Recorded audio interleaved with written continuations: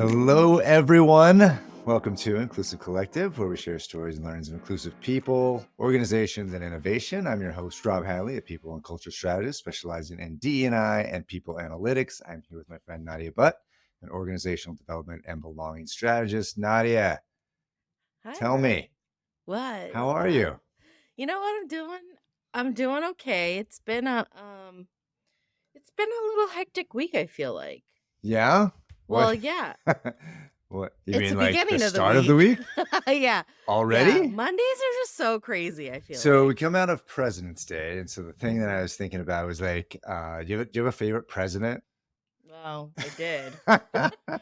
I did, and his name was Obama, and then I decided that he's not. So, Yeah. I don't have one right now. Decided that he's not. Okay. Yeah. Yeah, yeah. It is a curious holiday, right? That we Yeah, actually it get. is. It really is. Like the meaning behind it and so forth. Like, yeah, it's an interesting one. Yeah, yeah. There is a Do you suggestion that we should make the NFL season longer and then 1 week longer, have the Super Bowl, and then everyone gets President's Day off and, get all the right. Everyone gets a chance to yeah. recover. What do you think? Do people get President's Day off? Is that like a holiday that For sure, I kids don't do, right? kids Like, do? It's like the beginning in public school. I think it's the beginning of like spring break, winter break, right? yeah, yeah, Yeah. yeah. Well, in some places, but yeah, no, I think people get Yeah. presents. So what you're saying is you're not having a big like celebration. People over to the house, No. let's wear like a No, I'll Abraham be Lincoln writing. top hat and walk around. No, nothing. No, definitely not that. Why? Do you do that? I just wonder if anyone does. Does anyone do this? I Does don't anyone? think I don't know anyone who actually like observes President's It's a Day. And skiing I holiday, think right? we're going to ask our listeners if you'd actually do something on President's Day to observe There's it. Please email us and there's let no us one know that what it does that. is. There's no one. Well, They we'll go find skiing. out. Everyone goes skiing. Please let us know. All Everyone right, goes skiing. all right, Nadia, what do we get this week? So this week on Inclusive Collective, we'll be talking to Dr. Fadia Nordtveit. We'll discuss Wisconsin's new constitutional amendment banning DE&I, Disney's character unionization. We'll also be raving about Princeton's president's defense of diversity, and we'll rant about a rideshare Valentine's Day strike. But first, let's get to the deep. Rob, you're up. Let's talk about Wisconsin, one of my favorite states, the dairy state. The dairy Have you been to state. That's right. Wisconsin? I've been there a couple times. I used to work in Oh, Wisconsin. that's right. That's right. Yeah. Yeah, great, great place. Their Yeah. their legislature's a little Looney Tunes, though, right? We're going to talk Yeah. about Disney, Just a little bit. but the Republican-led legislature there passed a constitutional amendment. So they're very serious, Mm, banning DEI. The measure has, of course, no chance of becoming law because the governor is a Democrat, Tony Evers. yeah. He won't sign Yeah. it. So it's more of a they're A making a big statement. show of it. One of the things that was curious that I did want to talk about the notion of what they want to replace DEI with. And it's something I heard last year at this crackpot HR conference that I went to here in Utah. Oh, okay. They're talking about merit, fairness, and equality, right? This Uh-huh. is their counter movement. Yeah. And so we're going to talk about this later, the idea that merit is the antithesis of diversity, right? That is Yeah. the, Right. and what diversity does is lower quality, right? So, and the merit, they even say explicitly that merit may create less diversity, and that's okay, right? They're very upfront about it. Okay. I just want to get your thoughts on merit, fairness, and equality as a counter movement. Oh, that's a loaded question. Yeah, I mean, so here's the thing. When you sent this article, I was like, okay, this is just another state trying to like make moves here. Um, and what I found interesting, so like this proposal really talked about particularly like the universities and local school districts, right? Hmm. From discriminating against or granting preferential treatment to anybody on the basis of race, sex, color, ethnicity, or national origin. And then it went on to say that it requires hiring decisions to be based on merit, fairness, and equality, a term conservatives have used as a counter to DEI. I mean, what's funny is that no one is arguing that. Like, you know what I mean? So, like, let me back up here. So, like, what you'll find people challenging you is like when you're actually hiring people, you should be hiring from a wider pool of candidates, right? Typically you're not. And so I think that's where like the hiccup is, and people just don't have really a true understanding, or they do and they just want to like create noise. But I did do a little investigative journalism, and because Oh, that's just what I do on my wow. on my downtime. Uh, I went down a rabbit hole, and according to the Equal Employment Opportunity Commission, so the EEOS, y- as of 2023, this federal agency that investigates in particular workplace discrimination receives on average over 80,000 complaints per year. mhm. And just in the state of Wisconsin, that's almost 1,000 per year. And that was based off of 2023. So, yeah, it's a problem when you aren't hiring people with fair and equitable practices. And anyone who denies that is super lame. And honestly, I'm just over this conversation. But yeah, go ahead, Well, Rob. I think it's dangerous in terms of setting it up as right, like as an either or, right? So like all these notions, even merit, fairness, and equality versus diversity, equity, inclusion, like to some degree have are based in things that we all value, right? Like Sure. it's in some way, Yeah. and to some degree, and the issue is they're defining these terms on their own terms, right? Like they're Yeah. saying this is what it means in employment. This is what it means in education. So it's just a dangerous, and it just and the intention is to muddy the waters so Mhm. that right, like people just kind of throw their hands up in the air and say, I don't know what is right, what is the best thing. Right. So it's just so yeah, it's yeah, and you think about EEOC complaints, it's really you know by some estimates, only about 1% of people file complaints for things that either Yes. harassment or discrimination.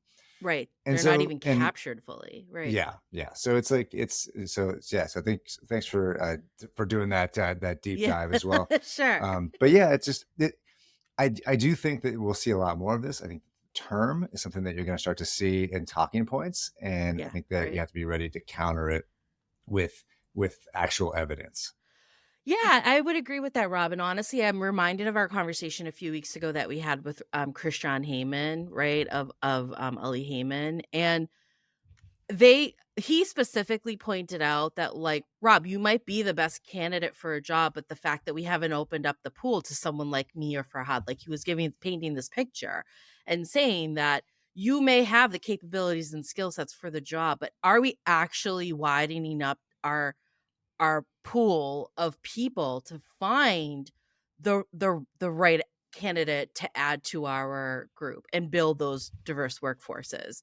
Right. And so I think you're right. We're gonna have to continue to define and clarify and explain, because unfortunately those that are really trying to paint this like broad picture or broad stroke around what these terms of merit and equal and equity and fairness are painting it in a way that really builds resentment from someone who might be considered someone who has a diverse skill set or diverse thought or background. And then that continues to perpetuate that there's a norm, and the norm is this white, able-bodied, typically male, cisgendered, right? Like all of these things that are the quote unquote norm, which aren't. So like, I'm really over it. I'm so over the like conservative push on this, but yeah, Yeah, thanks for yeah. that Well, article. let's talk about Disney. What do you got for us? Cartoon characters, great Yay. segue. Yay. So, according to a recent Reuters article, performers of cartoon characters, so characters like our Mickey, Donald, Goofy, right, at Disneyland theme park are looking to join Actors Equity Association, a labor union representing those who work in live theatrical performance. Disney will be required under federal law to sit down with equities representatives at the bargaining table and negotiate a contract following a vote in favor to unionize. The union is seeking to represent the 1,700 Disneyland employees in the characters and parades departments at the park. Any reactions, Rob? Well, I think it's great, right? Like I do have to tell you, Nadia, like I know Goofy. I've seen him try to keep it together, Okay. even on the simplest tasks. and he's an absolute disaster. I actually eaten at Goofy's Yeah. restaurant in California. Have you been to any Oh, of the I've never been to Disney? Disneyland. I've only been to Disney World. Not great. Not No? Chef Goofy. Not great. Oh, Not great. really? Oh, But okay. so Like, let's. doesn't cook well, or what's the deal? I mean, if you just seen him, he's just he's kind of a It's a hot klutz, mess? right? Yeah, he's Okay, just kind of a yeah. mess, right? It's So let's goofy, keep him yeah. away from the negotiating table. As you were saying that, I was actually envisioning like Disney characters at a negotiating table with like, Bob Iger of Disney or something like Yeah, that. So, yeah. um, I've been doing That's a deep hilarious. dive as well on Oh, look at anti-discrimination you. regulation. Investigative journalism. And yeah, I wouldn't call it that. But, one of the interesting things is that the drop in enforcement of those employment regulation, uh, the enforcement coincides very nicely with a drop in union representation in the 1980s, right? So Oh, yeah. union representation, as a percentage of workforce continues to decline. So, I think all unions are a good thing. I just don't think they matter at scale, right? Like, I don't think you can turn back 30 years of declining real wages and massive income inequality. So it's not really a solution for larger societal problems, but I think it's great in this case. And, we'll see if it matters for these folks. Absolutely. Yeah, when I think of like unions in general, like I think most of them are just seeking, like, for the most part, just a fairness and equity, particularly like equity and compensation. And I think of Disneyland, like the cost of living in California is like wildly outrageous, right? So again, these folks are really just seeking a livable wage, and I don't think that's an unfair request. So um yeah, that's my story for this week. All right. Go Mickey, go Minnie, That's and right. be careful with Goofy. All right, folks, that's it for the deets. Stay tuned, and we'll be right back with Dr. Fadia Nordtveit. Stay with us.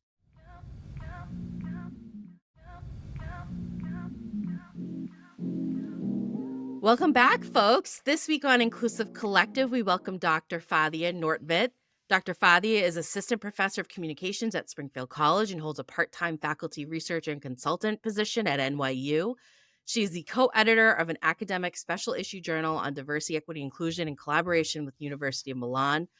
Dr. Fadia is founder of Collaboratively, a company that provides research talks, workshops, and trainings. She's written several books, and her work has been focused in places like Financial Times and Boston Globe, just to name a few. Dr. Fadia's research areas are DE&I, and she has created a system of organizational inclusion called the Inclusive Business Model Canvas, IBMC, which I'm excited to talk about, that aids in building an inclusive foundational structure. Welcome, Dr. Fadia. We are so grateful and thankful that you are able to join us this week on Inclusive Collective. Well, thank you so much, Nadia and Rob, for having me on your show. I can't wait to talk more about IBMC and everything else you want to know more about. Well, we want to know about it all. So we'll get started there. Dr. Fadia, it's a pleasure to meet you. Thanks again for being with us. So listening to Nadia do the intro, you teach, you do research, you're active in sustainability, right? So how do all these things fit together? And how does it all inform the work that you're doing today? So I think, as far as I'm concerned, all of the hats play a very big role in putting the thread of sustainability and DEIB together, diversity, equity, inclusion, and belonging. My teaching and my research are heavily connected to the consulting work that I do and the authorship and the productions that I do, because if I don't do research, then you can't really go out and do consulting. According to me, those are connected. And how do you build expertise? And I have the privilege of teaching students of all levels, undergraduate and graduate, on things that I love and that I'm passionate about. So it's all fitting together really well and informing one another. I love that. Tell us a little bit about your background in terms of what excited you to get into this field of not just DEIB, but also sustainability. So that will probably be a much longer and interesting answer, some positive and some negative, as all stories. I would say the sustainability journey was something that was in me from when I was a child. I grew up in a family, in a household where there was a lot of caring and information, and just generally a lot of attention paid to issues of environment, sustainability, natural health, well-being, organic farming, all of that. And as a result of it, I think I grew a an appreciation and respect for nature and environment, and sort of I understood the value of the connection between humans and non-humans and the environment that we live in. So that was sort of the segue into sort of the running theme of sustainability in my life. As I continued in my sustainability journey in my formal schooling, like in my graduate school for my master's and then into my PhD into different areas of sustainability, and I wrote my book, my second book called Participatory Networks and the Environment out of Routledge, Taylor, and Francis. And then I also ran a nonprofit related to what I wrote about in the book called the Be Green Project, all of which was about sustainability and the environment. I realized that you can't really solve sustainability problems without actually looking at the core issues of diversity, equity, inclusion, and belonging.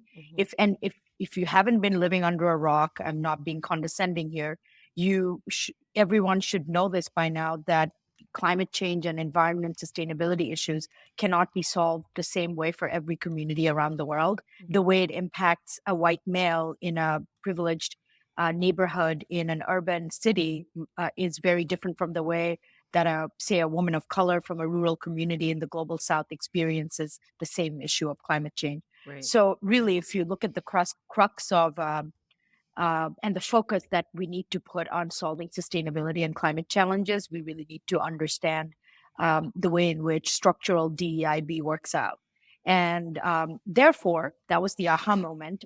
I realized that while I'm always going to be interested in the environment, sustainability, wellness, all of that, really what I care about the most underneath it all is finding structural shifts and changes I could make to DEIB challenges in the world, because that is at the core, according to me, of solving sustainability problems. Yeah, we were talking about Wisconsin earlier. You were talking about people living potentially under rocks, and they're certainly not all living under rocks in the state of Wisconsin. But I was just thinking about, they've passed a constitutional amendment saying that we can't actually teach DEI, right? Obviously, in a lot of places that have severe environmental challenges, they're working very hard to ignore some of the principles of diversity, equity, and inclusion, belonging. And so how do you lift that rock for folks and connect the two in places like Wisconsin? I wish that this type of thought and thinking was just limited to Wisconsin. I understand that I'm based in Western Massachusetts in the Northeast, and quite unfortunately, the figurative rock exists in the Northeast as well. Some people just talk about it and make state laws and try to pass laws about it. And some states are trying to do it behind the scenes, or they have attitudes about it that really emerge in classrooms. And I feel professors feel that strongly because you're interfacing with people in a very active way from very different backgrounds in classrooms. And I have met climate deniers in classrooms in Massachusetts. Sure. And this is Massachusetts. Like we're talking about one of the most progressive states that you can think of in the United States. However, to answer, I'm a very solution-based person.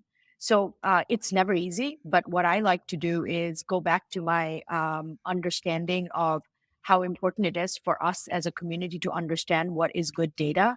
And I often in my classroom like to practice the process of letting my students actively know what is good and scientific data, and how do we actually work with data that is not laced with subjective realities that our families and friends and our neighborhoods have come up with just because we grew up with a certain religion or culture or whatever. So I think I actively try to work with lifting that issue in my ecosystem, whether it's in my classrooms, in my consulting, in my workshops, whatever I do, through going back to the point of let's look at data. Let's look at what is good data, what is not good data, what defines good data, and try to make people understand that this is not about us being left or right or Republican or Democrat. It's about how do we make our way through what we consider good data, how's that created, and what is good data telling us about all of these issues. Yeah. Dr. Fadia, you're speaking Rob's love language right now with the data. Yeah. The data piece, it's so important, and the subjectivity within data. Yeah, absolutely. And so just to segue, you had created the inclusive business model canvas. And I personally just, love the model and kind of what it holds. Curious, like how can this model be served in particular in organizations, businesses, if you think about industry and how to kind of practice that? I love this question because there's so many ways to answer it, but I'm going to try and today pick on 2 or 3 things to focus on. Sure. So first of all, I'm a woman of color. I came up with a model on inclusion, which is structural. And I wanted to create something that is inherently logical, that is devoid of emotions.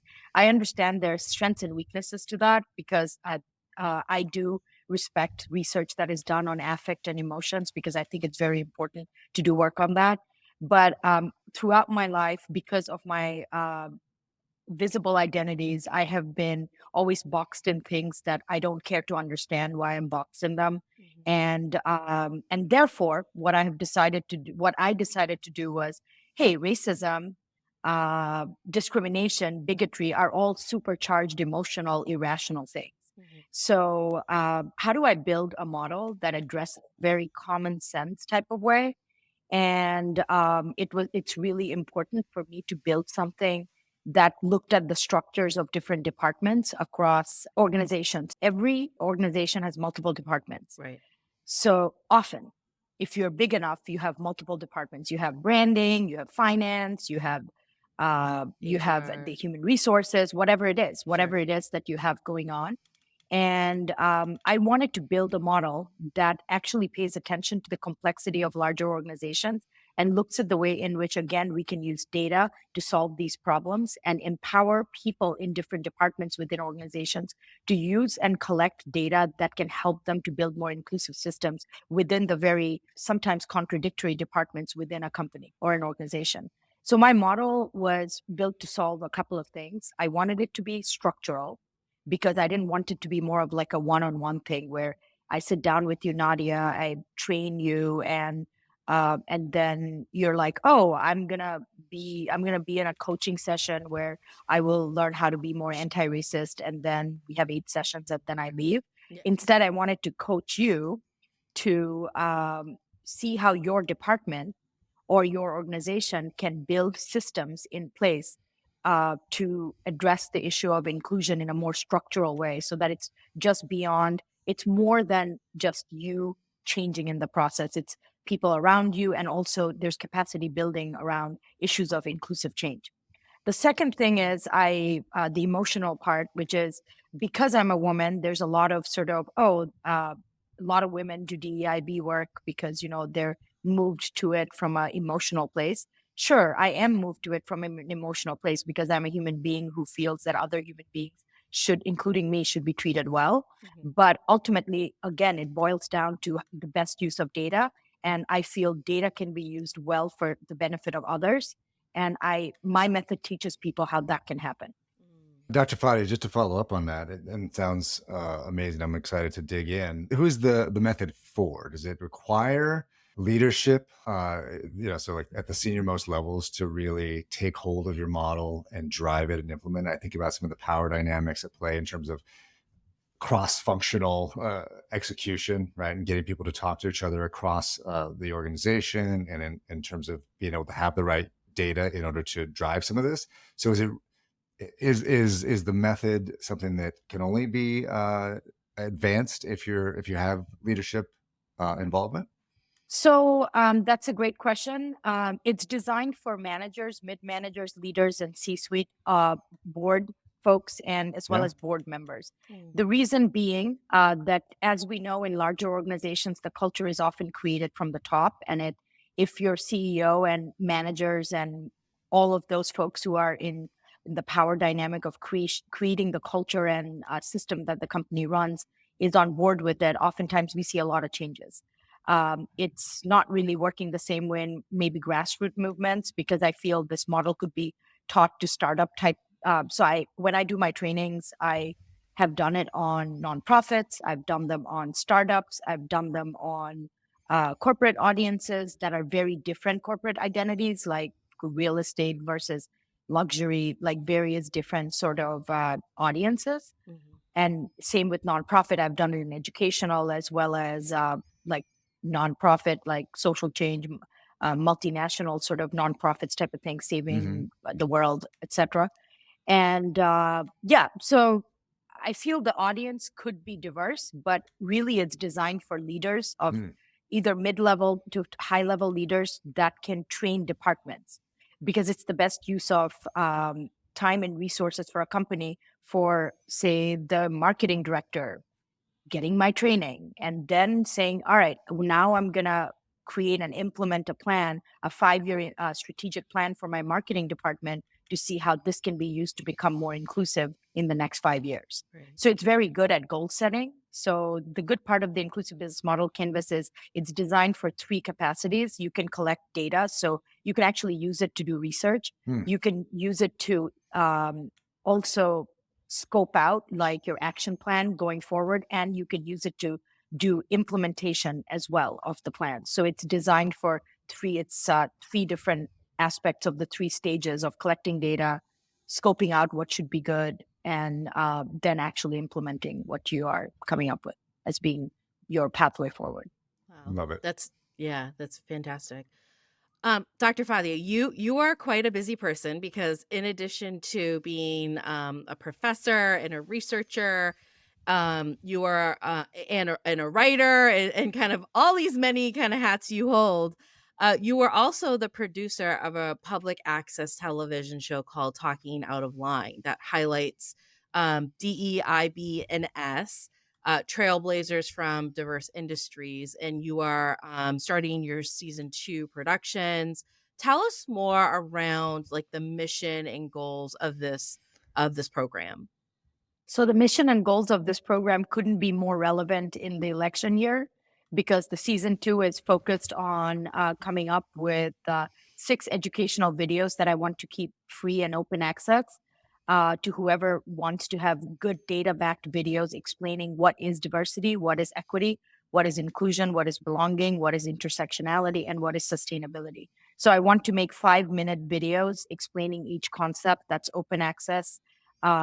That is, like I said, going back to the beginning of our conversation, using good data, so that when people are poo-pooing things like DEIB, you can point them to a really good resource that almost acts as a peer-reviewed academic source, only in multimedia 5-minute format, explaining to them where the data is at when it comes to this. That's the goal. That's great. What are you excited about? I am excited to produce this new format, because the first season was a much longer, more traditional talk show model format, and which was great.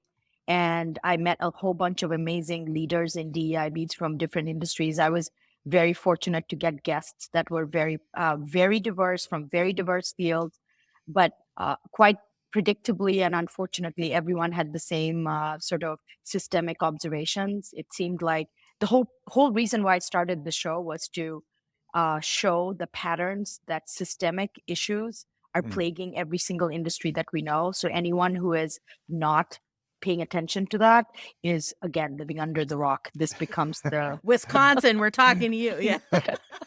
Yeah, I'm glad. Exactly. I'm glad that you pointed out it was a figurative rock, because people haven't been to Wisconsin. They may think, the way I described it, that there was an actual rock.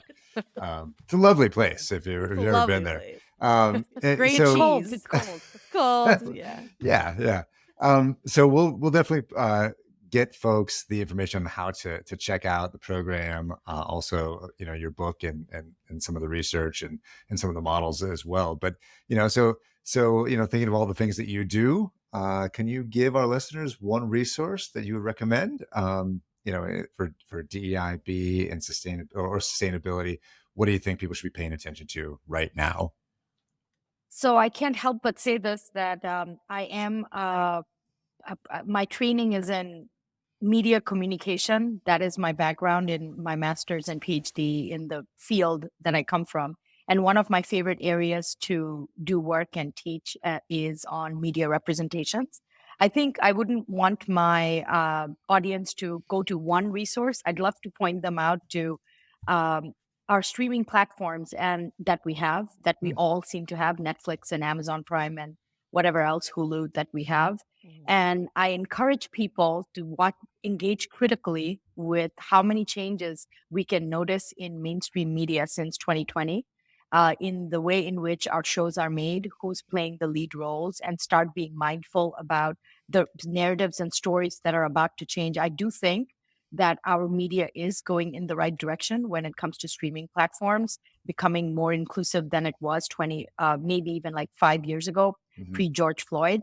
So I think I would request and urge the audience to start engaging critically with what they're watching every day in their homes, in Netflix and Amazon Prime or Hulu or whatever, Apple TV that you're getting, and really start seeing the reasons why those stories are being told now more than they were ever before, and why companies are investing on telling stories that were never told before. So I think that would be my message to everyone.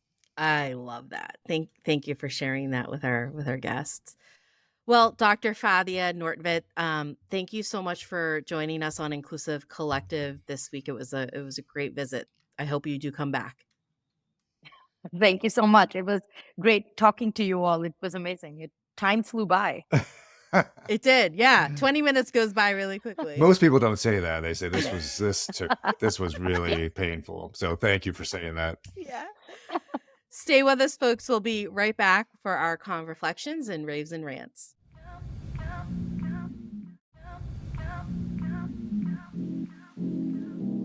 Welcome back, everyone, to Inclusive Collective. We just finished chatting with Dr. Fadia Nordtveit. Dr. Fadia, as her friends call her, since we're now friends with Dr. Fadia. Nadia, good time? Enjoyed your yeah, right? She's really fun doing a lot of different things, which is really interesting.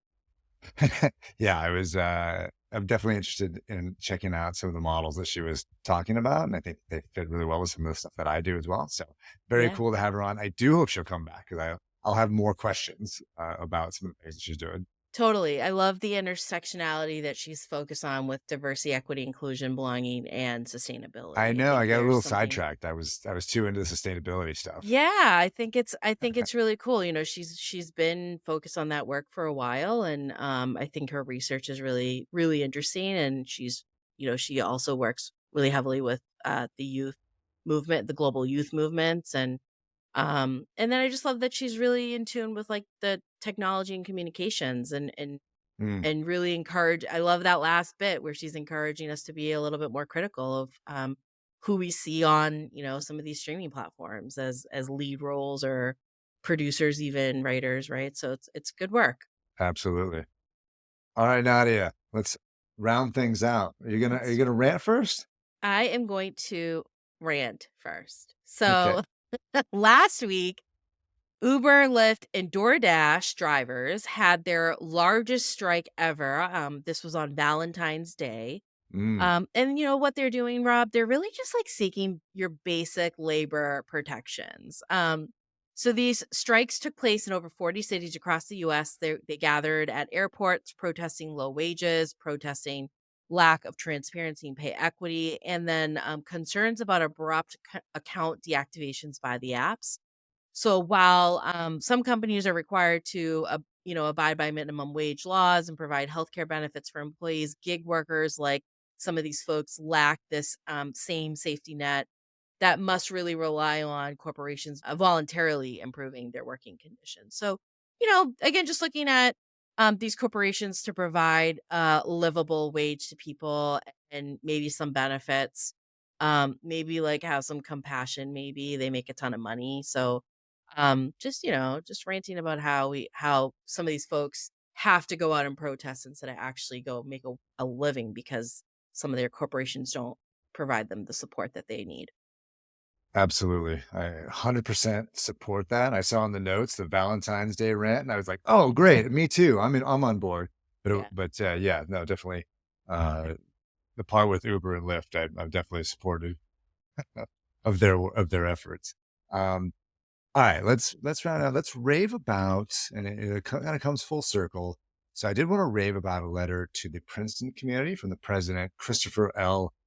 Eisgruber. I don't know if I'm saying that correctly, but it was reprinted and excerpted in the Atlantic Monthly. It was titled Universities Have Not Sacrificed Excellence for Diversity, as we were talking about earlier.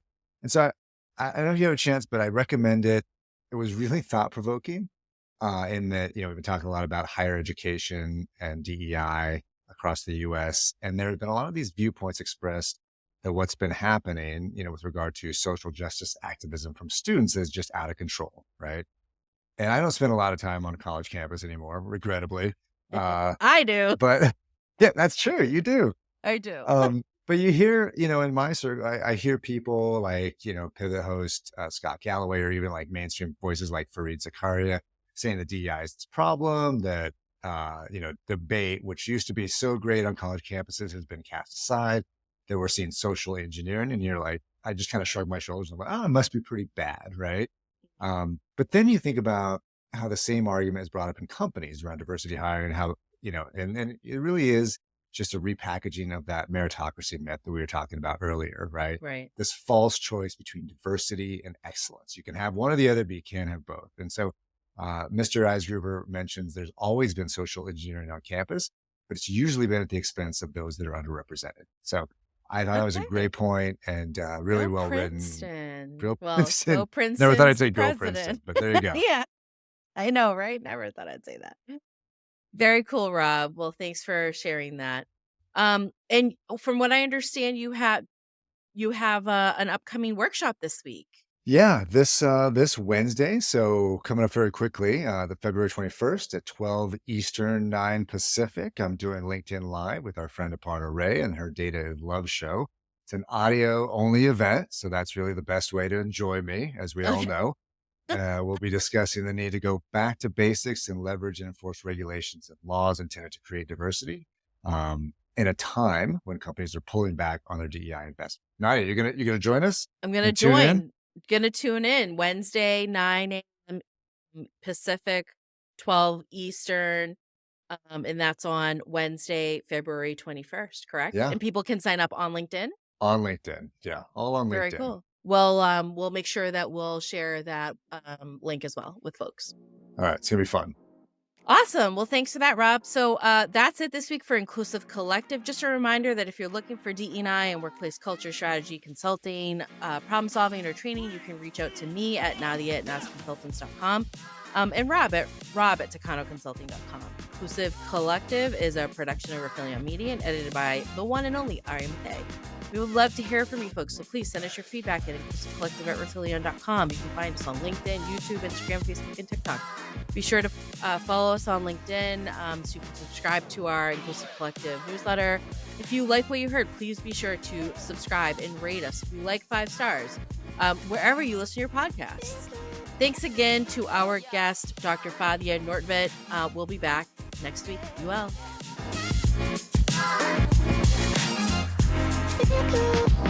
Rob, did I ever tell you that I went to Disney and did like a tour underground?